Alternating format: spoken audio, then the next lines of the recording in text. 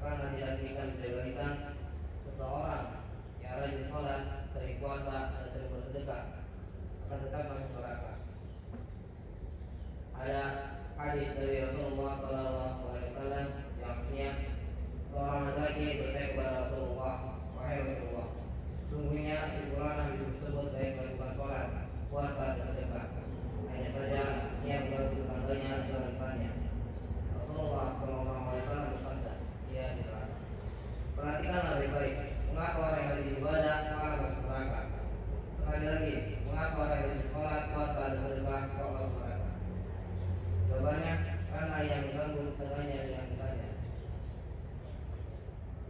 Hal ini masih banyak dilakukan oleh kaum muslimin. Seringkali kita dikejutkan oleh adanya fenomena orang yang rajin sholat, tetapi ini barang yang benci dan memfitnah. Auzubillah min dzalik.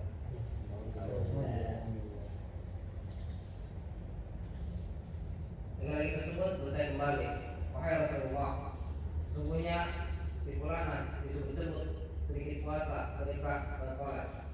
Ia hanya bersedekah dengan sepotong keju, dan ia tidak menyakiti tetangganya dengan lisannya." Rasulullah SAW bersabda, "Ia di surga." Hadis riwayat Ahmad.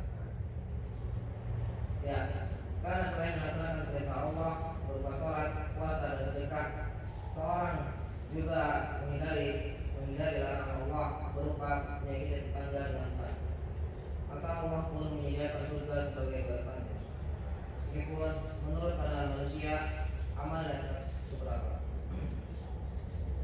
Oleh karena itu, agar sholat, puasa, dan sedekah kita diterima Allah, sudah semestinya kita menjauhi perbuatan-perbuatan yang membuatnya sia-sia.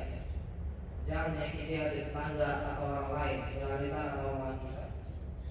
Bahaya rakyat yang bisa saja dihadapi oleh seorang hamba dalam kehidupan dunia bersumber dari lisannya.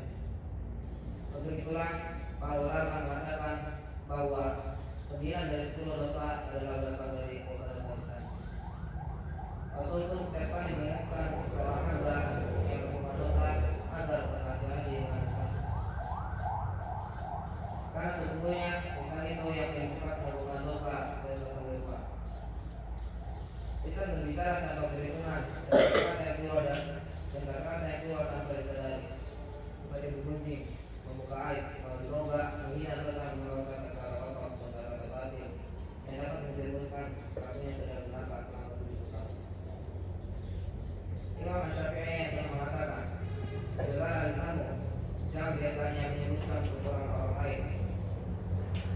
Karena dirimu penuh dengan kekurangan, dan orang lain